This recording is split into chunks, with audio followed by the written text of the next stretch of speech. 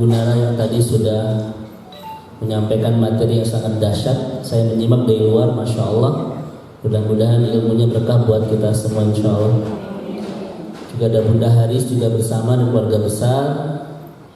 Para bunda semua yang saya tidak bisa satu-satu persatu, terutama seluruh pengurus MT Najwa. Mudah-mudahan senantiasa terus istiqomah mendebar kebaikan ke sebanyak-banyak hamba Allah sejauh jangkauan. Baik, para akhwat yang semoga Allah rahmati dan Allah berkahi, nanti mohon dikoreksi kalau ada kata-kata saya yang agak tidak pas ya, karena beberapa hari kemarin masih baru pulang dari tanah suci dan masih jet lag, masih loncat-loncat cara berpikirnya, dan masih panas gitu ibu ya, karena memang cuaca masih pancaroba dari panas ke dingin ya. Dan insya Allah tanggal 9 Desember bersama istri tercinta pun akan kembali berangkat ke tanah suci. Mudah-mudahan di tanggal-tanggal berikutnya bersama bunda-bunda yang hadir di sini, insya Allah. Setelah amin berarti daftar.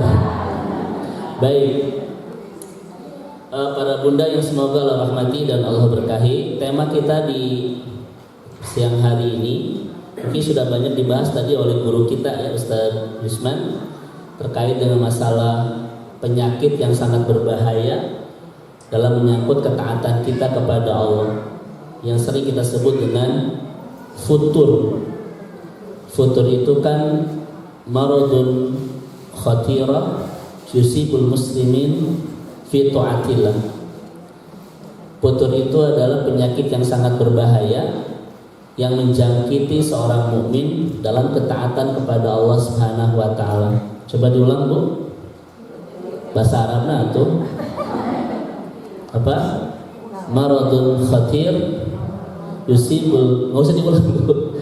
Yusibul muslimin fi taatillah. Jadi penyakit yang berbahaya yang menjangkiti seorang mukmin dalam ketaatan kepada Allah Subhanahu wa taala.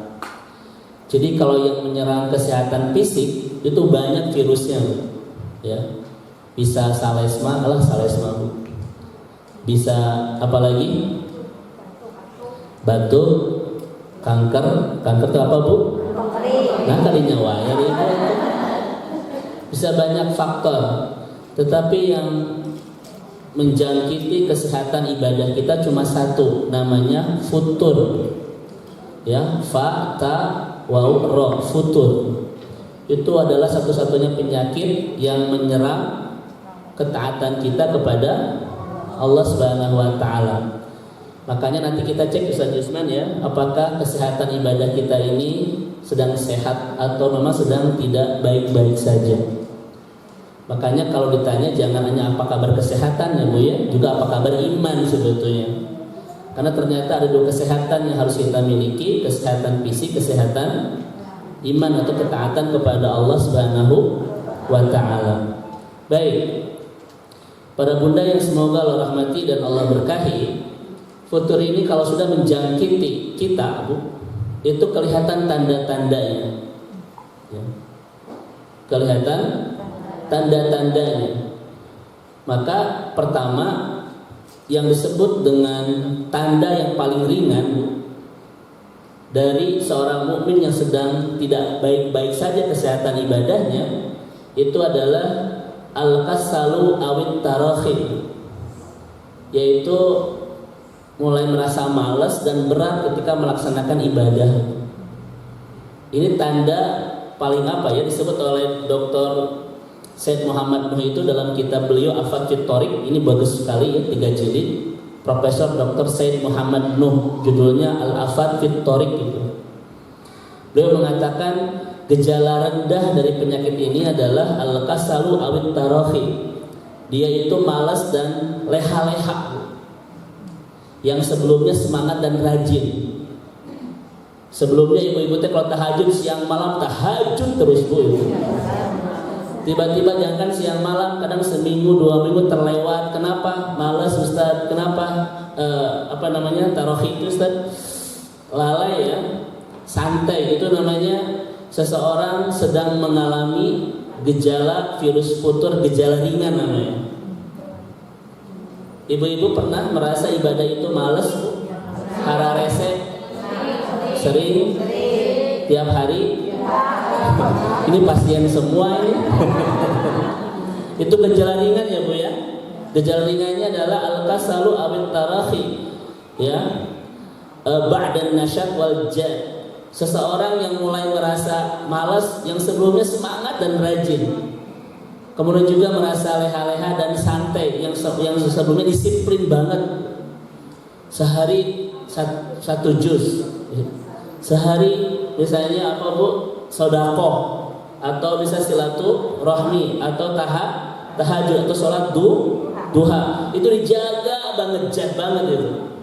Tapi kadang minggu keduanya tilawah mulai berantakan, ya, tahajud mulai karena karuan, silaturahmi mulai tidak terprogram dengan baik dan lain sebagainya. Ini tanda bahwa kita sedang berpenyakit itu. Kesehatan ibadah kita sedang tidak baik-baik saja.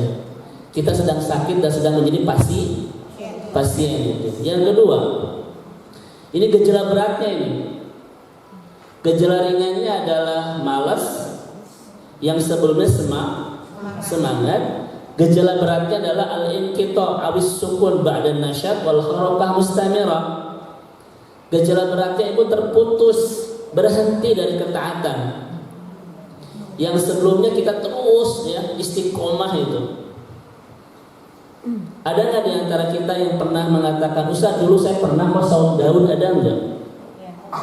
Ustaz dulu pernah kok saya saum sholat duha tidak pernah ketinggalan. Ustaz dulu saya wallahi udah pernah hafal surat Al-Ikhlas gitu. Kalau ada di antara kita yang mengatakan pernah, berarti dia pasien Bu. Karena ketaatan nggak boleh bilang pernah, betul nggak? Apa kata Allah Subhanahu Wa Taala? Coba lihat di ayat ini. Beribadahlah kepada Allah sampai datang kematian. Satu-satunya yang mengistirahatkan kita dari ketaatan adalah kematian. Sebelum datang kematian tak boleh ada yang mengistirahatkan kita dari ketaatan. Makanya kalau ibu-ibu bilang pernah, itu berarti ibu itu pasien dulu. Ustaz, wallahi saya pernah hafal surat Ar-Rahman, pasien itu. Kenapa? Nggak boleh kita berhenti dalam ketaatan. Jadi kalau ibu ingin berhenti dalam ketaatan, itu tandanya ibu sudah ingin dijemput. Nah itu, ya ayatnya itu. Ya, kan kita dengan bangga ya, Ustaz, dulu saya pernah kok istiqomah saum duha, saum Daud jadi. Ustaz dulu saya pernah kok tidak pernah kehilangan tahajud. Kalau dulu pernah itu pasien banget. Apalagi dulu saya pernah lama ya Bu ya di Tulabi itu Ustaz ya. Itu di kampus Bu, di gerakan dakwah kampus. 4 tahun saya ngelola dakwah Tulabi di Bandung Bu. Di Universitas Negeri ya. Itu banyak para aktivis dakwah dulu pernah punya prestasi khatam sehari 5 juz Bu ya. Kemudian saum duha tidak pernah kelewat. Kemudian tahajud tidak pernah terlewat. Sekarang semua tinggal memori semua. Berarti kita ini adalah pasien gitu. Coba mari kita merenung, ada nggak ibadah-ibadah yang dulu pernah kita istiqomahkan sekarang tinggal memori di kehidupan kita, ada nggak? Berarti kita pasien. Dan ibadah nggak boleh berhenti, nggak boleh bilang pernah. Itu kalau ada yang bilang pernah tuh alumni itu tinggal pakai alma mater reunian ya kan. Terus tuh, Ustaz dulu saya aktif loh ke pengajian bla bla bla. Sekarang Ustaz malas. Itu tuh pasien. Itu tanda kesehatan ibadah kita sedang tidak baik-baik saja. Betul? Al-inqita, ya Bu ya. Coba lihat di sini. Al-inqita awis sukun ba'dan nasyat wal harakatil mustamir. Jadi ibu-ibu boleh nggak kita berhenti dari ketaatan? Boleh nggak? Boleh. Ketika datang kematian. Betul kan? Ibu boleh bu berhenti dari saum Daud, dari saum Senin, Kamis, dari tahajud, dari ngapalkeun boleh bu. Kapan? Ketika datang ayatnya. Tidak boleh ada yang menghentikan kita dari ketaatan kecuali kematian. Dan ibadah itu sampai kapan? Sampai datang kematian. Ustaz, dulu saya pernah hafal surat Al-Waqiah pasien itu. Yang paling menyedihkan, Ustaz, dulu saya pernah hafal surat Al-Ikhlas. Yang pernahnya Al-Ikhlas. Oke. Berarti kalau kita ada merasa malas, santai dalam ketaatan yang dulu disiplin banget, yang dulu semangat banget, berarti kita sedang menjadi pasien penyakit putur kelas stadium rendah. Tapi kalau kita sudah mendengarkan pengajian ini, tilawah ini, sedekah ini, bu, sholat ini dan lain sebagainya, berarti kita sedang menjadi pasien dari penyakit putur stadium 4 itu. Belum tentu kan semua di antara kita memahami apakah ibadah kita sehat atau sakit ya bu. Sekarang sudah terukur enggak? Kira-kira kalau ukurannya dengan penyakit ini, ibadah kita banyak sehatnya banyak sakitnya? Kelihatan bu. Ya. Kelihatan kita banyak malasnya dan lain sebagainya bu ya. Dan kita lihat, ini saya tambahan ibu-ibu sekalian dari Dr. Profesor Said Muhammad Nuh ini. Jadi tidak hanya malas dengan stadium rendah dan terputus dari ketaatan dengan stadium berat ketika kita menjangkiti penyakit futur, tetapi juga setidaknya ada beberapa fenomena yang bisa kita lihat dari orang-orang yang sedang terjangkit penyakit futur ini. Di samping dia merasa malas, kemudian terputus dari ketaatan, juga lihat ibu, asy'ur bi qaswatil qalb wa khusyunatihi. Hatinya itu keras. Hatinya mulai mengeras. Dan tanda mengeras ini kata Qardawi disentuh dengan Al-Qur'an yang dulu berurai air mata, sekarang mah biasa-biasa saja. Disentuh dengan hadis yang dulu mah ciramba ibu, sekarang masa biasa-biasa saja. Yang dulu kalau mendengarkan doa A'agim itu, doa Ustaz Yusman berair-air mata, ini celing-celinguk itu bu.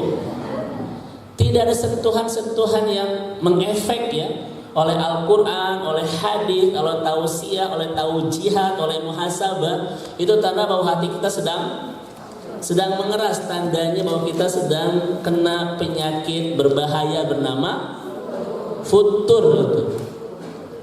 Ustaz, saya mah alhamdulillah tidak mudah nangis dengan Al-Quran, dan saya mah tercengeng bu. Tangisan itu ada dua ibu. Ada tangisan syuur imaniyah, ada tangisan cengeng, beda itu. Kalau ibu keinginan maksimalis, kemampuan minimalis, akhirnya melankolis, itu namanya bu tangisan cengeng. Tapi kalau tangisan itu ketika ibu baca Al-Quran nangis, ya ketika sholat malam nangis, ketika ingat dosa nangis, itu namanya tangisan apa? Syuur imaniyah, sensitivitas iman namanya. Apakah Abu Bakar ketika baca Al-Quran sering nangis? Apakah dia cengeng? Tidak, itu namanya syuur imaniyah. Maka kehalusan iman itu, sensitivitasnya bu, akan terlihat ketika disentuh oleh Al-Quran, disentuh oleh muhasabah, disentuh oleh tausiah dan sebagainya, mudah memulai air mata. Itu tandanya bahwa kita sedang memiliki sensitivitas iman yang nehese ibu, yang baik. Tidak semuanya orang yang menangis itu cengeng, tidak. Ustaz-ustaz kita misalnya Ustaz Syekhul Islam Mubarak, ketika tilawah kadang suka nangis, betul? Juga kita punya Ustaz Islam mungkin tahu, Ustaz Soleh Al-Maghamisi ya, salah satu Ustaz muda yang paling populer di Saudi, dan dia adalah imam Masjid Quba di Madinah. Itu setiap dia ceramah nangis, betul, bukan cengeng. Memang ininya lembut gitu loh. Namanya suur imaniyah gitu. Kalau ibu tidak percaya silakan ibu dengerin ceramah-ceramah Syekh Shalih Al-Maghamisi, imam besar Masjid Quba di Madinah. Ibu pasti nangis tuh. Nah, teka hati bahasa Arab. Itu masya Allah. Ya. Saya paling senang gitu. Saya di laptop saya bu, semua ceramah-ceramah beliau saya itu koleksi semuanya. Walaupun sekarang sudah dipecat oleh kerajaan Saudi dari imam besar Masjid Quba di Madinah gara-gara pernah mengomentari salah satu kebijakan kerajaan. Ustaznya ganteng masih muda, Doktor Syekh Shalih Al-Maghamisi, coba cek itu. Ya. Makanya di Madinah ini kalau sedang khutbah Jumat itu memang di samping jamaah itu ke Masjid Nabawi, juga favoritnya adalah Masjid Quba ya. Karena masya Allah ceramah-ceramahnya itu. Coba ibu lihatlah di YouTube itu ya. Syekh Shalih Al-Maghamisi. Dia lembut sekali. Makanya setiap dia bicara iman, dia bicara akhirat, dia bicara apa, suka nangis itu. Ya. Itu bukan cengeng, tetapi apa namanya? Ininya lembut gitu. Ininya lembut. Yang ketiga ya, kalau orang sudah terjangkit penyakit virus futur ini, Bu, di samping hatinya keras, tidak mudah tersentuh dengan ayat-ayat Allah dan seterusnya, dia pun tidak merasa bahaya dengan sebuah kemaksiatan. Makanya apa kata coba ibu lihat di sini ya.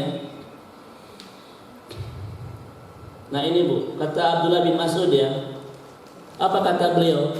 Kata Abdullah bin Mas'ud itu, orang mukmin itu, ibu-ibu, ketika melihat dosa seperti melihat gunung besar yang akan ditimpakan kepadanya. Sementara orang-orang yang sakit itu ketika melihat dosa itu seperti melihat lalat yang lewat di depan hidungnya. Beda nggak kira-kira? Saya ulang. Orang beriman itu setiap melihat kemaksiatan harus seperti melihat gunung yang besar yang akan menimpanya. Sementara orang-orang yang kena penyakit futur ini, Bu, setiap kemaksiatan dia seperti melihat lalat yang sedang terbang melewati hidungnya, Bu. Kayak begitu. Dia tidak ada apa ya? Coba bantu, saya lagi begini. Tidak ada apa? Saya udah gigian terus ngesek. Seperti tidak ada rasa bahaya gitu. Kalau ibu suami itu subuh ke masjid dan ibu masa baik-baik saja, ibu itu pasien itu. Dosa nggak seorang suami tidak ke masjid, Bu? Dosa nggak seorang suami tidak berjamaah di masjid? Dosa. Tapi kalau ibu membiarkan suami ibu, anak-anak ibu subuh itu di rumah pada mereka laki-laki dan ibu merasa baik-baik saja, ibu itu pasien. Karena salah satu tanda orang yang kena futur ini tidak merasa bahaya akan dosa. Ada nggak di antara kita, Bu, yang suaminya belum bisa ke masjid ketika sholat subuh terutama dan perasaan baik-baik saja? Pasien, Bu. Karena orang iman itu imannya sensitif, Bu, tidak bisa menerima lagi sebuah kemaksiatan. Ketika ada dosa yang terjadi yang dia lakukan atau yang nampak depan mata, dia geram, dia nggak bisa menerima lagi. Ibu gelisah, Bu, ya, ketika suami saya ke masjid itu bagus itu. Tandanya apa? Kita punya sensitivitas. Apa namanya tadi? Sensitif, etak lah, iman. Ada nggak di antara kita sudah punya anak laki-laki yang balik yang belum bisa ke masjid, Bu? Dan kita baik-baik saja, pasien gitu. Betul kan? Sedih ya, Bu ya? Masya Allah. Padahal laki-laki itu harus berjamaah di mana, Bu? Sholatnya di masjid. Ketika ayah ke masjid, ketika suami ibu bilang, Bu, bukan ayah tidak mau ke masjid, ayah tidak bisa dengan ibu di rumah walaupun 5 menit, Bu. Ibu jawab, pret.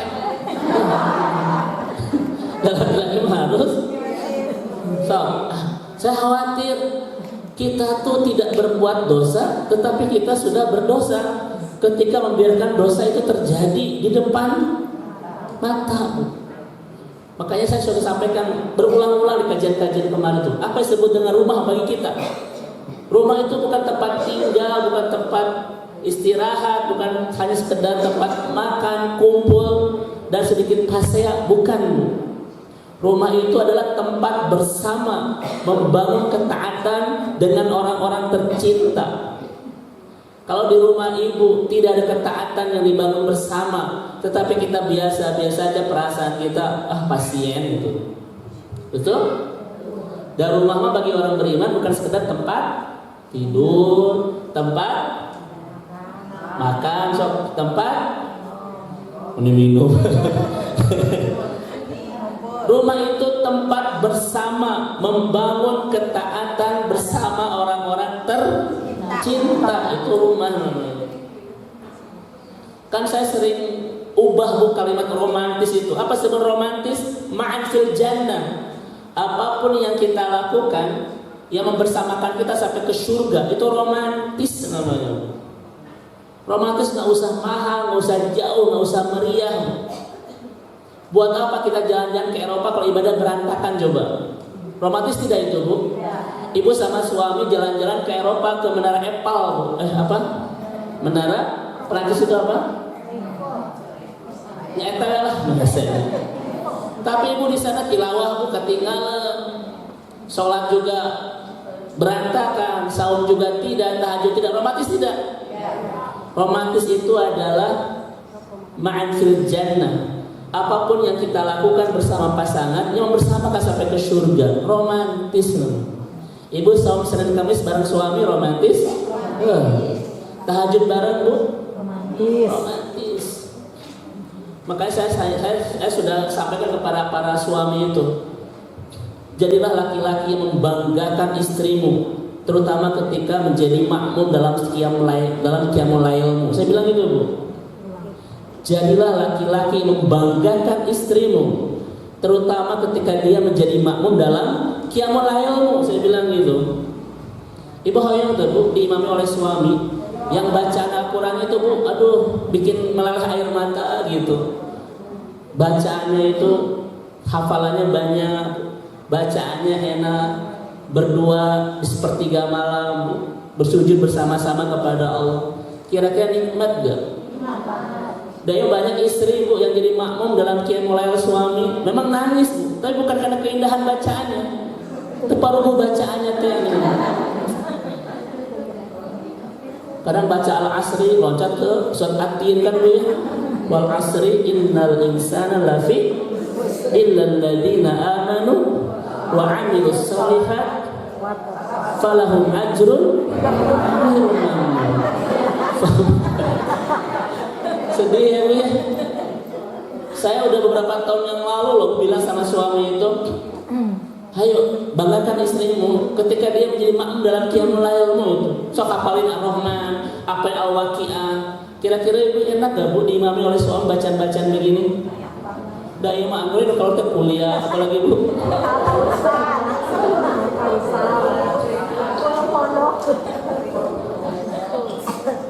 Apa kata Dr. Ahmad Khalid? Bu, menghafal Al-Quran seni menikmatkan sholat malam itu. Ya. Semakin banyak yang kita hafal dari Al-Quran, akan semakin nikmat qiyamul lail kita loh. Kebayang gak Ibu ketika qiyamul lail bacanya Al-Waqiah, kemudian loncat ke Ar-Rahman, loncat ke Al-Kahfi, loncat ke Al-Baqarah, selesai jam 2 sore. Nikmat gak? Makanya kalau siapa yang sungguh-sungguh ingin menikmati qiyamul lailnya, pasti sungguh-sungguh untuk menghafal Al-Qur'annya loh. Saya ulang ya, Bu. Siapa yang sungguh-sungguh ingin menikmati qiyamul lailnya, orang yang sedang bersungguh-sungguh memperbanyak hafalan Qur'annya.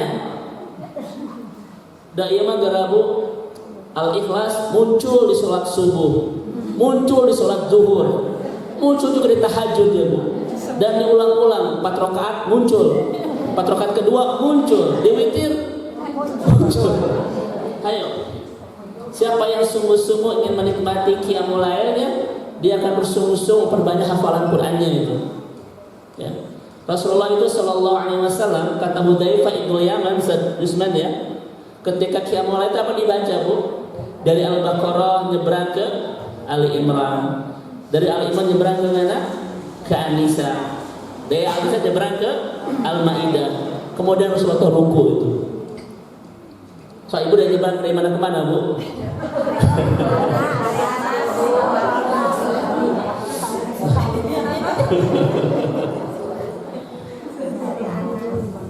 Ya, ayo ibu-ibu dirahmati Allah Subhanahu wa taala, jangan sampai kita terus pengajian bu ya setiap hari, tetapi tidak ada kualitas bacaan Quran kita yang diperbaiki, tidak ada hafalan yang sudah kita terus lengkapi ya. Jangan sampai begitu. Jangan sampai kita terus bolak-balik kajian kemana-mana ngejar para ustadz, tetapi kualitas bacaan Quran kita tidak naik, hafalan kita tidak bertambah, tahajud kita tidak berkualitas, ibu ya. Karena apa? Karena keberhasilan taklim kita itu diperbaikan ketaatan kita. Soalnya keberhasilan taklim kita terlihat dari diperbaikan ketaatan kita. Gak berhasil taklim kita kalau bacaannya masih gitu ya bu ya, hafalannya masih eta-eta kene, tahajudnya masih gitu-gitu kene, gak berhasil taklim kita ya. Setuju ibu-ibu? Nah ini ya diantara tanda-tanda orang-orang yang sedang kena penyakit virus futur, dia tidak merasakan bahayanya sebuah kemaksiatan. Akibat terjadi setiap hari di rumahnya, maka seperti kemaksiatan itu biasa, bahkan seakan-akan bukan sebuah kemaksiatan. Ketika anak-anak sholatnya berantakan, ketika suami pun tidak ke masjid dan lain sebagainya, maka kita itu punya keluarga pasien semuanya ini. Wa'iyadzubillah. Kemudian yang keberapa sekarang tuh tandanya saya percepat. Tanda yang keempat adalah al-ihtimam bid-dunya wa insyighal biha 'anil ibadah. Sibuk dengan urusan dunia sampai kita tidak rapi urusan ibadah kita. Ada nggak orang-orang yang kayak begitu? Saking sibuknya dengan urusan dunia sampai ibadahnya berantakan. Makanya kata para ulama itu, ada orang yang diklaim sebagai pencinta dunia itu. Dia terlalu dalam cinta kepada dunia itu, tandanya apa? Al-asadu fin nahar al-jisa fil lail. Di siang hari dia seperti singa, di malam hari dia seperti mayit gitu. Ada nggak orang-orang kayak begitu? Al-asadu fil lail wal jisa dibalik. Al-asadu fil nahar wal jisa fil. Di siang hari dia seperti singa, merajai semua dunianya. Tetapi di malam hari seperti dia mayit tuh, tidak bisa bangun untuk zikir, untuk tahajud, untuk Allah Subhanahu wa taala. Maka ini orang sudah kena penyakit virus futur stadium berat itu. Dan ternyata bunda-bunda, apa yang berantakan ibadah kita, ibadah pasangan kita, ibadah anak-anak kita, dunia itu. Coba cek itu. Betul kan? Gara-gara anak kita dengan filmnya, dengan gamenya, dengan ininya dan itunya, sampai berantakan ibadahnya. Gara-gara pasangan kita, pasangan ibu maksudnya, bu ya, dengan kerjaannya, dengan apanya dan apanya, itu memang sudah pasien. Makanya suka sedih Ustaz Yusman ya, laki-laki itu bu, dari Senin ke Jumat di kantor, dari Sabtu ke Minggu dengan hobinya masing-masing gitu. Kadang nggak ada waktu buat Allahnya, kadang nggak ada waktu buat ilmu agamanya, kadang tidak ada waktu buat amal solehnya. Ada kayak begitu bu? Kalau dia merasa baik-baik saja pasien gitu. Sedih kan? Laki-laki dari Senin ke Jumat sibuk di kantor, dari Sabtu ke Minggu sibuk dengan hobinya masing-masing, goesnya, mancingnya bu, nyanyong cupangnya, apalagi laki-laki biasanya, etawel satu. Kapan waktu bersama Robnya? Kapan waktu bersama ilmu agamanya? Kapan waktu bersama dakwahnya? Kapan waktu bersama ketaatan? Kadang nggak punya program. Ini orang-orang sudah tidak sehat bu. dia sudah terjangkit penyakit virus apa? Virus futur itu. Ya, al-ihtimam bid-dunya wal insigol biha 'anil ibadah. Dan yang terakhir, saya percepat ya. Tanda orang yang sedang kena virus futur ini adalah dia waqti wa adamul ifadati minhu. Waktu terbuang sia-sia yang kadang kita tidak tahu mana yang jadi pahala, mana yang tidak itu. Ini kita ironis Pak Ibu-ibu sekalian. Kalau anak kita makan habis, kita bilang apa? Saya kan mubazir kan begitu. Betul? Habisin mubazir loh. Mubazir itu adalah ikhwan syayatin, temennya. Ibu sering bilang begitu. Kenapa kepada makanan kita sering bilang mubazir, tetapi kepada waktu kita jarang bilang mubazir? Padahal mana yang akan dihisab kelak di akhirat? Coba Bu, setiap detik ada hisabannya enggak? Kita pernah nggak bilang mubazir Bu? Ayah, tono-tonoin mubazir pernah nggak Bu? Ayah, entong apa? Biasanya Bu di rumah tuh suami itu ngapain aja Bu? Karena manusia. Kita jarang itu ya Bu. Padahal seharusnya yang harus lebih hati-hati itu bukan ke makanan tapi ke waktu. Namun kalau orang sudah kena penyakit futur, waktunya akan berantakan itu. Banyak yang tidak menjadi amal soleh itu. Itu tanda dari orang-orang yang sedang kena penyakit futur. Ya. Makanya Al-Quran itu ya Ustaz Yusman, Masya Allah, di dalam Al-Quran Allah banyak bicara masalah waktu kan. Itu menunjukkan apa Bu? Waktu itu penting dalam hidup kita, betul tidak? Apa kata Hasan Al-Basri? Anna khalqun jadid wa ala amalika bisyahid. Coba diulang tuh 2 3. Wallahu a'lam bi. Waktu itu bilang begini, ini waktu Bu. Dia bilang apa? Anna khalqun jadid. Aku ini makhluk yang baru. Kenapa disebut makhluk yang baru? Karena detik yang hari ini kita lewati tidak akan pernah terulang dalam hidup kita. Betul nggak? Ada nggak waktu yang kembali dalam hidup kita? Semuanya itu yang kita lewati itu baru loh semuanya. Nggak ada yang pernah kita lewati. Balik deui itu ada nggak? Makanya disebut anna khalqun jadid. Aku ini makhluk yang baru. Artinya setiap detik yang kita lewati semuanya tidak akan pernah kembali. Ini kesalahan kita Ustaz Yusman ya. Kadang kita sering bersedih hati Bu dengan harta yang berkurang, tetapi kadang kita tidak bersedih hati dengan waktu yang berkurang. Padahal harta bisa kembali, sementara waktu tidak mungkin bisa kembali. Namun lihat kalimat akhirnya, wa ala amalika bisyahid. Dan waktu itu akan datang semuanya kepada Allah yang tidak pernah kembali itu, dan akan bersaksi tentang siapa kita di detik-detik yang kita lewati itu. Semuanya akan bersaksi di hadapan Allah Subhanahu wa ta'ala. Coba kira-kira kalau sudah mendengar kayak begini Bu, harus lebih hati-hati nggak soal waktu? Masya Allah. Tapi kalau kita kena virus futur, udah Ustaz Abi hayang Qailullah. Qailullah itu tidur siang loh. Kapan waktunya? Sebelum zawal, sebelum terbit, sebelum tergelincir. Berapa lama? Hanya beberapa menit tuh, puluhan menit. Ibu mah jam 9 pagi tidur, bangun jam 5 sore disebut Qailullah. Alhamdulillah Ustaz Abi terus Qailullah. Jam sabar Ibu di jam 8 di jam 5 sonten. Itu bukan Qailullah, kebluk namanya.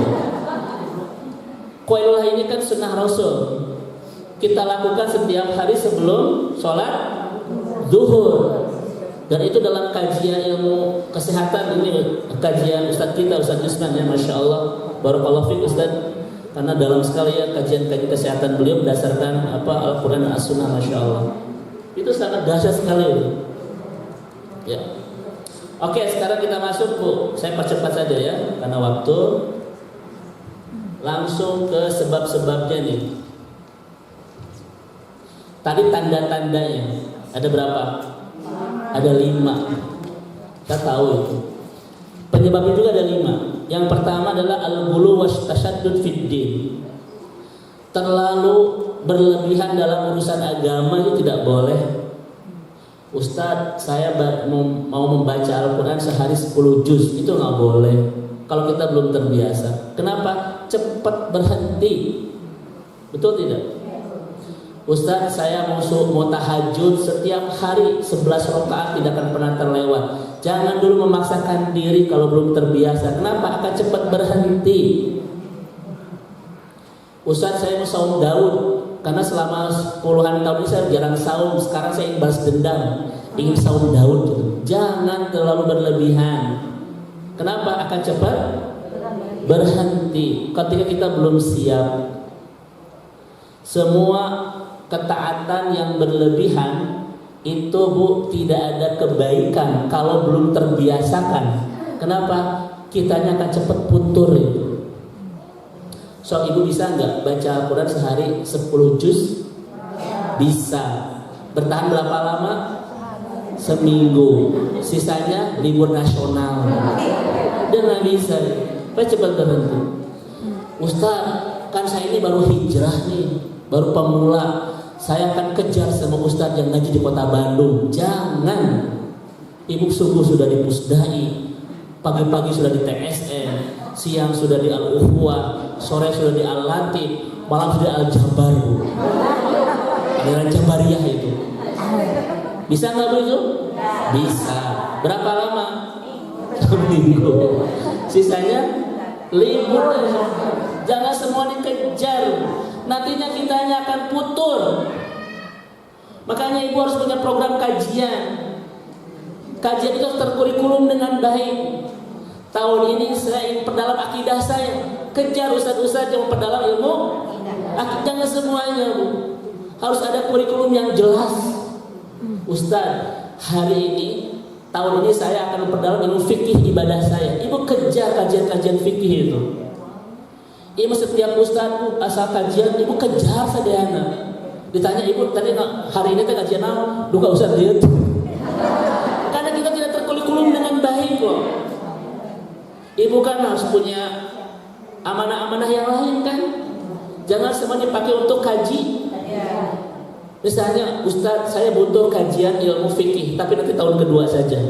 Tahun ini saya akan perdalam dulu ilmu akidah saya. Nah, harus begitu kajian itu. Setuju nggak, Bu?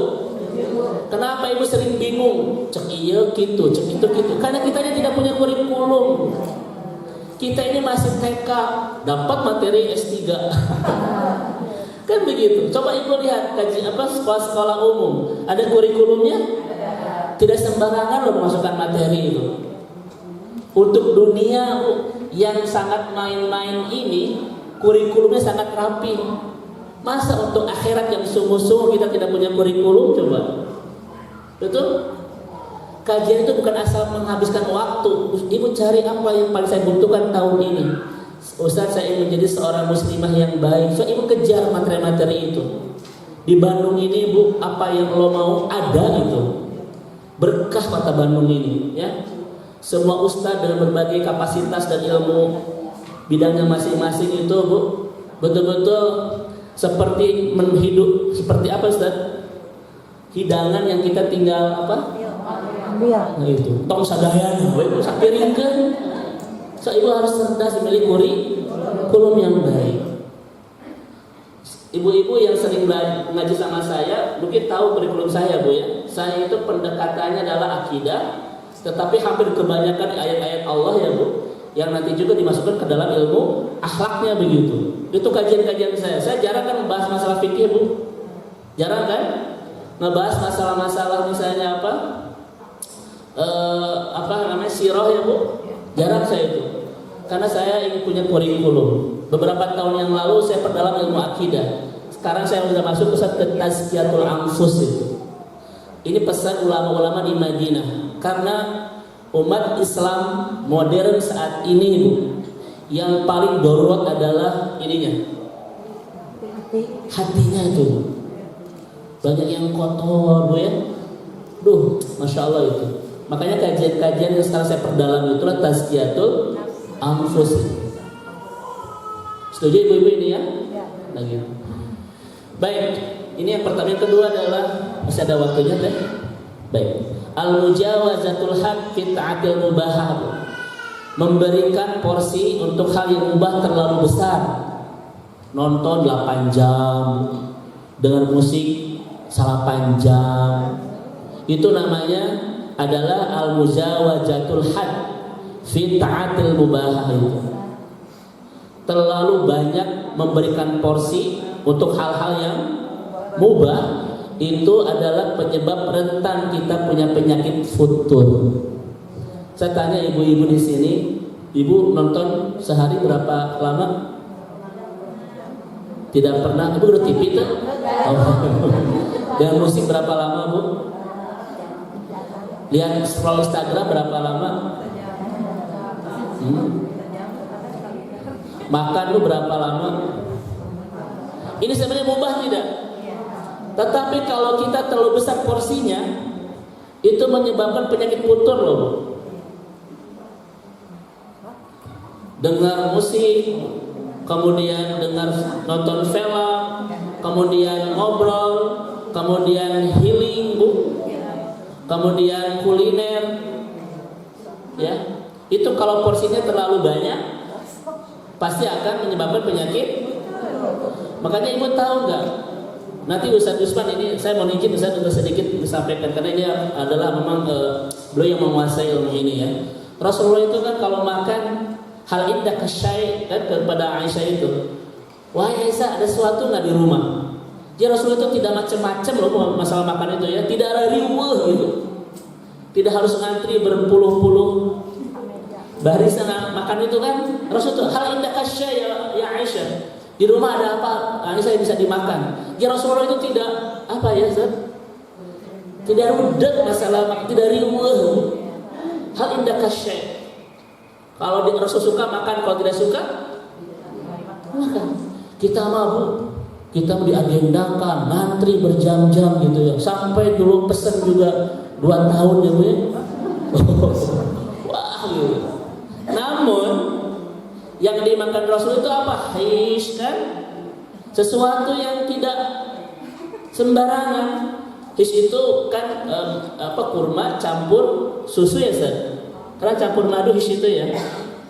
Itu kesukaan Rasulullah itu.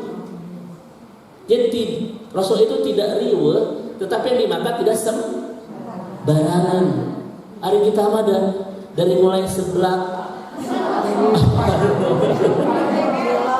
ceker, gajah, sembah gitu ya.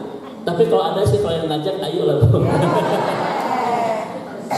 Nah ini ya, kalau kita terlalu banyak porsinya akan ini. Kemudian yang ketiga, at-taksir fi amal yaumi wal lailah. Kurang amal harian, kurang zikir, kurang rawatibnya, kurang duhanya, kurang silaturahminya, kurang sedekahnya. Itu penyebab terbesar orang kena penyakit futur. Karena amal harian itu seperti vitamin yang menguatkan tubuh dan imunitas yang menebalkan tubuh. Makanya kalau ibu ingin ketaatannya itu terjaga, kebal dan kuat, jaga amal hariannya. Dari mulai zikir pagi dan sorenya, dari mulai rawatibnya, dari mulai sholat tahajud, duha dan isyroknya ya Bu ya. Dari mulai sedekah dijaga semua. Itu untuk memperkuat ketaatan kita sama Allah. Kemudian yang keberapa? Keempat, mufaraqatil jamaah wa isarul hayatil ujlah.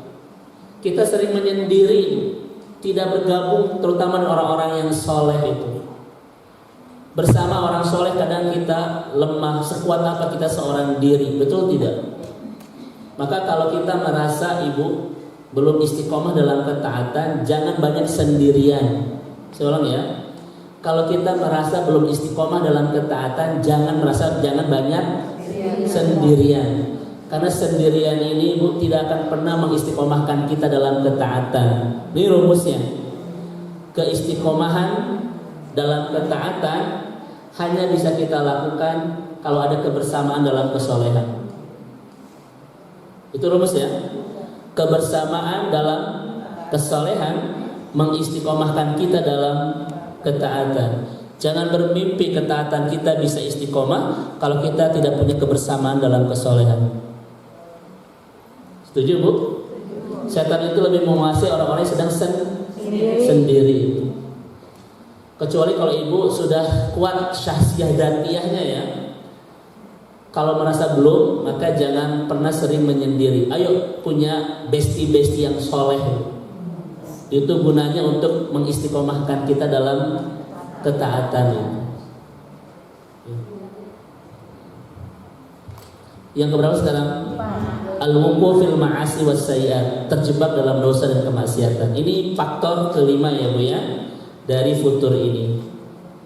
Maka siapa yang ibadahnya berlebihan, yang terlalu memberikan porsi lebih untuk hal-hal yang mubah, kurang amal harian, sering menyendiri dan sering berbuat kemaksiatan, maka dia akan rentan kena virus futur yang sangat berbahaya ini. Sekarang terakhir minta waktu 5 menit, boleh? Sekarang kita lihat Bu, bagaimana cara menanggulanginya ya.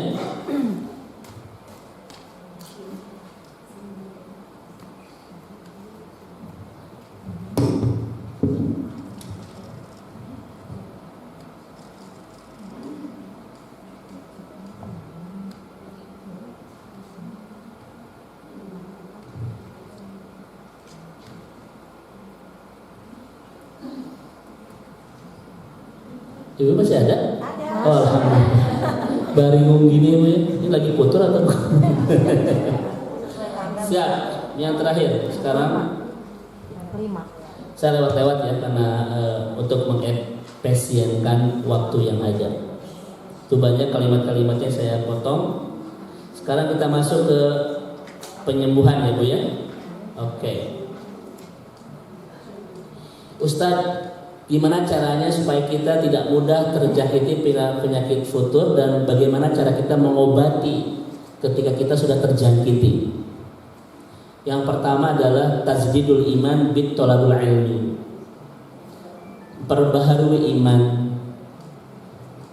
Kan dalam hadis Rasulullah SAW, iman itu cepat iman itu Bu tidak cepat naik turun, cepat turun, tidak naik turun. Ini salah besar loh. Jangan sampai kita sering mengatakan iman naik turun. Iman itu mudah turun. Kalau kita biarkan nggak akan mungkin naik. Iman itu kalau kita biarkan pasti turun dan tidak mungkin naik. Makanya jangan sering bilang naik turun loh. Kalau kita terus bilang begitu, seakan-akan lumrah ya Bu ya. Dan nanti juga naik. Tidak akan naik kalau kita tidak menaikkannya. Apa kata Nabi? Al-imanu yahluk. Iman itu cepat turun, cepat lusuh. Nabi bilang naik gak? Coba lihat hadisnya. Enggak ada. Maka jangan sering mengatakan iman itu mudah naik turun. Iman itu mudah turun. Dan mintalah kepada Allah untuk menaikkannya. Ini ayat hadisnya. Fas'alullaha ayyujaddidal imana fi qulubikum. Minta tolonglah kepada Allah untuk memperbaharui imanmu. Artinya kalau dibiarkan iman naik tidak? Tidak, yang ada adalah turun. Ibu nuju turun iman yang Ustaz, tapi naik deui. Wow. Lamun kita mentazdidnya itu ya. Makanya iman itu cepat lusuh atau cepat turun seperti lusuhnya baju kata Nabi. Maka mintalah kepada Allah untuk bisa memperbaharui iman kita. Nah, saya tanya ibu-ibu, bagaimana cara mudah memperbaiki iman? Kalimatnya adalah dari Mu'adz bin Jabal, ijlis bina nu'minu sa'atan. Coba diulang Bu, ijlis bina nu'minu sa'atan. 1, 2, 3. Kata siapa itu? Mu'adz bin Jabal. Kata Ustaz. Apa artinya Bu? Ijlis bina, mari melingkar bersama kami, nu'minus sa'atan, kita perbaharui iman sejenak. Kalimat ini dimaksudkan apa? Ngaji. Ngaji itu kita duduk melingkar dan memperbaharui iman. Maka tidak ada yang paling efektif memperbaharui iman kecuali ngaji. Seringlah bikin bu, hari ini saya harus ngaji di mana, hari ini ngaji di mana. Itu cara kita kalau HP itu mengecas iman itu. Kajian itu bu efektif banget mengecas iman. Ibu sekarang ngaji bersama Ustadz Yusman bersama saya, ada iman yang naik gak? Ada, walaupun kadang nggak ngerti. Kata Ustadz ini nggak bahas asal pusing, tapi iman naik gak? Nah, apalagi kata Nabi bu, di ngaji itu satu, imannya naik, hati menjadi tentram, sakinah kata Nabi itu kan. Tidak tempat yang paling nenangin kecuali ngaji. Sok ibu, serudat apapun di rumah bu, kalau sudah ke pengajian itu tenang bu, tenang. Bismillahirrahmanirrahim. Maka lihat porsi ketenangan batin orang yang ngaji dan yang tidak ngaji beda banget. Ibu lihat orang-orang yang nggak ngaji bu, gampang ruda, gampang berkeluh kesah, gampang ini gampang itu. Kenapa? Karena dia tidak menemukan sakinah itu kata Nabi dalam hadis Muslim, Allah turunkan kepada orang-orang sedang melingkar iman di rumah Allah, dibacakan Al-Quran dan sebagainya. Wa ghasyiathumur rahmah, dicucurkan kasih. Itu ngaji. Makanya satu, Ustaz, bagaimana cara kita menjaga agar kita tidak mudah kena penyakit ini dan bagaimana cara menyembuhkannya? Ibu bikin program kajian yang bukan sekedar asal ngaji. Ustaz, ngaji itu yang baik yang kayak begini. Makin hebat hubungan kita dengan Allah, makin indah hubungan kita sesama. Itu pengajian yang baik, ya. Karena ada bu, saudara-saudara kita yang makin mudah memuji Allah, tapi makin mudah mencaci sesama itu. Itu bukan pengajian yang baik kan? Karena Muslim itu harus hebat hubungannya dengan Allah dan indah hubungannya dengan sesama. Kalau kita menemukan pengajian kayak begini, itu pengajian yang baik. Dan insya Allah bersama Ustadz Yusman, ini Ustadz kita semua, saya juga banyak belajar di beliau. Insya Allah ini pengajian yang baik. Kita makin kuat hubungan dengan Allah dan makin indah hubungan dengan sesama. Ya, yuk bikin kajian itu. Programkan, kalaupun tidak bisa tiap hari ya minimal seminggu 3 kali ya bu ya. Coba bikin kajian. Ustaz, saya tidak bisa offline karena sibuk. Sekarang sudah banyak media. Ada Instagram, ada Facebook, ada banyak lah. Bahkan ibu bisa memanggil Ustaz ke rumah loh bu. Ustaz sekarang mah bu sangat tawadu, simat tumpang, siang malam tunggu panggilan. Ustaz sekarang mah insya Allah. Dan palu gada, apa yang lo mau di gua? Materi apapun Ustaz sekarang mah pari tersiap gitu bu ya. Karena kewawasan keilmuannya sangat luar biasa. Yang keberapa sekarang? Ada ul-ujlah wa suhbatus sholihin. Ibu pastikan kita punya bestie-bestie yang soleh dan jangan menghabiskan waktu penuh kesendirian. Kesendirian itu adalah momentum yang sangat rawan terkena penyakit virus futur. Kesendirian ya, bukan sendiri loh bu. Paham? Jangan disamakan kan? Gitu. Baik, yang ketiga ya, at-taharrur minat tasyaddud fid din. Jadi jangan sampai kita memberatkan dan menyulitkan dalam agama. Beragama ini basithah, sederhana. Agama ini kan mudah ya Ustaz ya, dan tidak menyulitkan, betul Ustaz ya? Agama kita ini bu, agama yang mudah dan tidak menyulitkan. Maka beragamalah dengan cara yang basithah. Ketika ibu cuma mampu sehari 2 ayat, sok istiqomahkan dulu 2 ayat. Atau 1 ayat biasanya bu. Hari ini nun, besok qaf, besoknya lagi shod. Siapa itu? Asal istiqomah. Karena ketaatan yang diistiqomahkan akan terus menguatkan kita dan akan terus bertambah itu. Ya. Jangan berlebihan dalam masalah agama. Sesuaikan kemampuan kita. Ittaqullah mastata'tum. Kenapa? Ini kalimatnya bu. Apa kata ulama itu? La tuqarrin ikhtiyaraka ma'al akharin li'annal azhara la taqtatihum ma'an. Jangan bandingkan proses hijrahmu dengan orang lain, karena bunga saja tidak mekar bersamaan. Coba ulang bahasa Arabnya.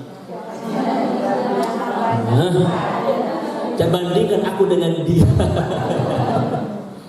La tuqarrin ikhtiyaraka ma'al akharin li'annal ajhara la taftatihu ma'an.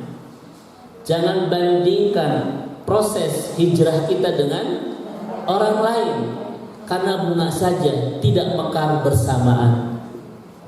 Artinya Bu, kita sesuai dengan kemampuan kita.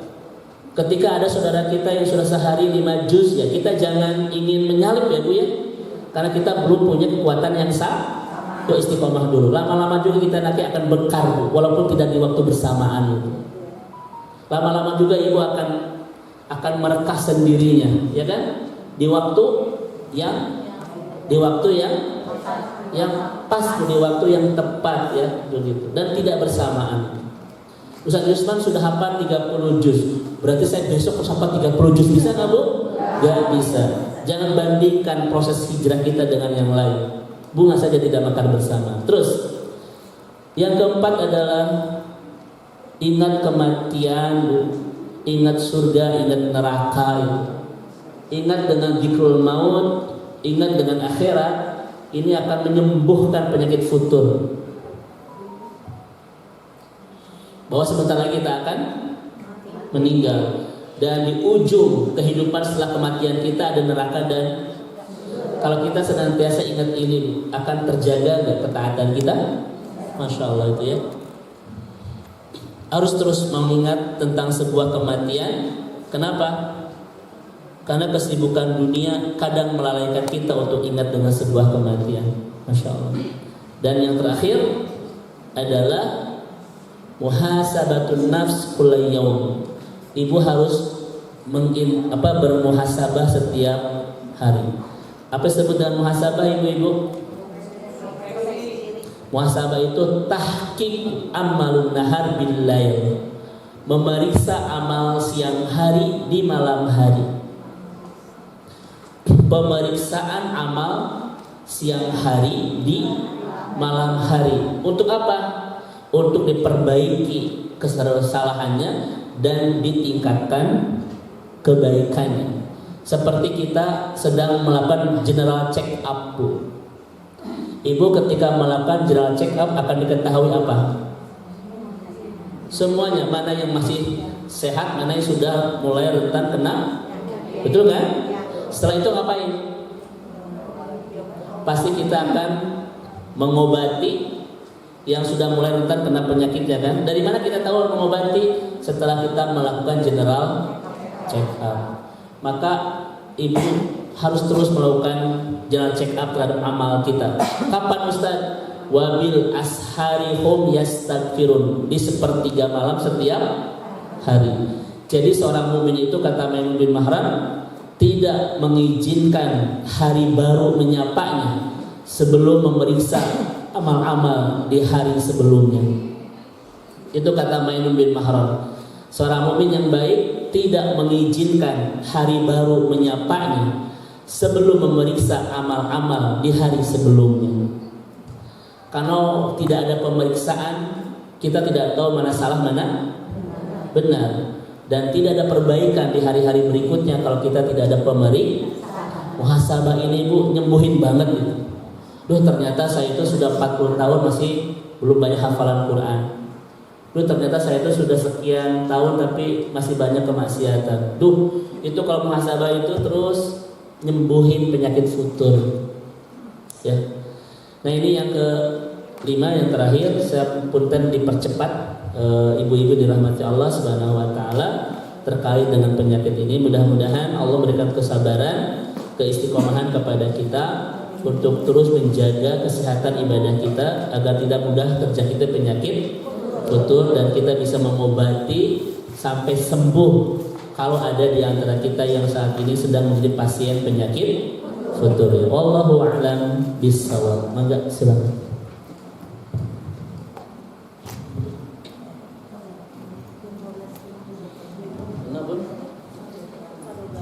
Tanya. Berapa pasien? Di sini ada pasien tidak Bu? Ada. Pasien semua ya. Oh iya. Ini pengobatan massal berarti ya. Ya, Ustaz. Silakan. Assalamualaikum warahmatullahi wabarakatuh. Tadi saya ketinggalan yang kelima, Ustaz, yang terjebak dalam apa? Terjebak yang penyebab fenomena atau pengobatan. Sebab-sebabnya. Itu terjebak dosa dan kemaksiatan. Karena kata Al-Jurzani, dosa itu kan do'ful amal ya Bu, memberatkan ibadah. Makanya kalau kita terasa ibadahnya agak berat, cek, khawatir kita banyak dosa begitu ya. Itu ya Bu? Baik, barakallahu fiik. Alhamdulillah. Satu lagi. Silakan Bu. Bu Nenek, mangga.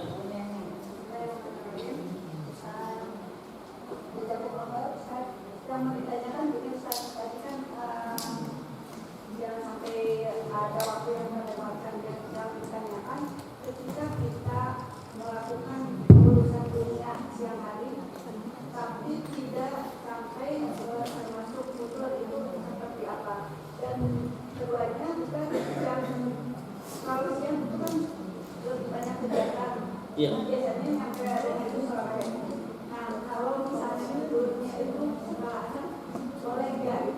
Kalau setelah asar. Baik. Baik, Teh Neneng, satu. Kalau kita lihat bagaimana cara tidur Nabi, kita menemukan faktanya 3 kali ya.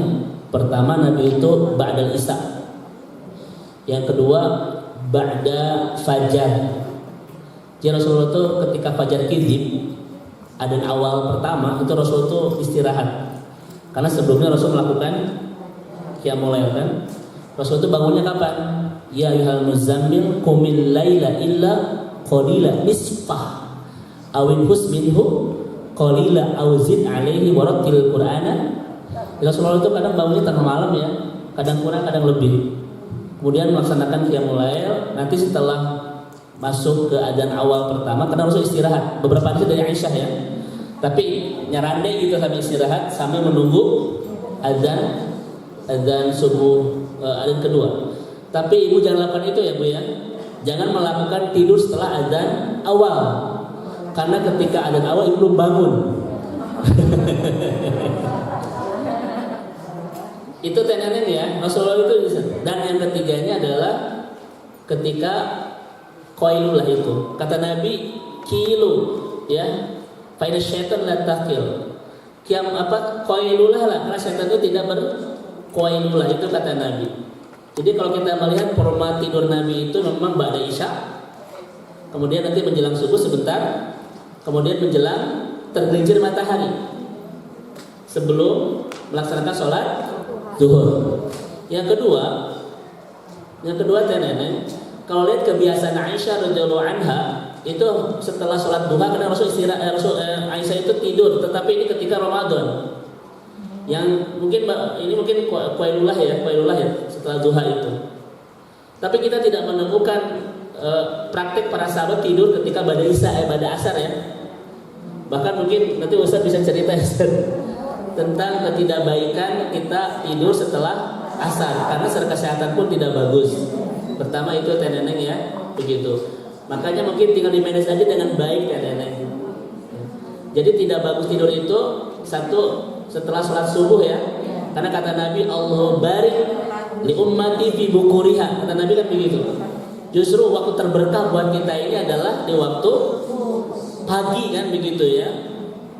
Ini nanti kajian kesehatan juga sangat bagus sekali. Yang kedua setelah asar itu pun tidak baik untuk tidur. Mungkin Ustaz Yusman punya beberapa data kesehatan Ustaz. Apa dampak tidur kalau setelah asar itu? Yang jelas para ulama sih mengatakan itu tidak. Dan kita tidak melihat ada riwayat-riwayat dari para sahabiat, dari para sahabat yang membiasakan tidur setelah sholat asar. Hah? Sok linglung. Ya itu subuh atau ya. Tapi syukur begitu linglungnya bujang. Apa itu gaduh atau teh. Nah itu Neneng ya, jadi dimanage dengan baik ya Neneng ya. Kan kata Nabi itu, Nabi membenci tidur sebelum isya dan membenci bangun setelah Isya, kan begitu Nabi itu ya. Itu nanti dilihat itu. Jadi Nabi ini tidak suka tidur sebelum Isya dan tidak suka masih begadang setelah Isya. Karena Nabi itu dua, Bu. Kalau tidak ada aktivitas setelah Isya tidur. Kecuali ada urusan-urusan umat, itu bisa diakhirkan Isya setelah beres itu. Di kita nenek setelah Isya itu dimulai segalanya. Nontonnya, kulinernya, apalagi semua itu, padahal itu sudah Nabi loh. Tidak boleh, bukan tidak boleh ya. Nabi itu tidak melakukan kegiatan setelah sholat Isya kecuali urusan-urusan umat yang mendesak. Makanya saya Ustaz Yusman sudah menghindari kajian-kajian pada Isya. Sekarang saya padatin ibadah subuh. Ayo kita mulai lakukan itu. Karena boleh jadi inilah. Jadi banyak penyakit itu dari sini kan. Pola tidur kita yang tidak sudah Nabi ya. Pola makan dan lain sebagainya. Itu tadi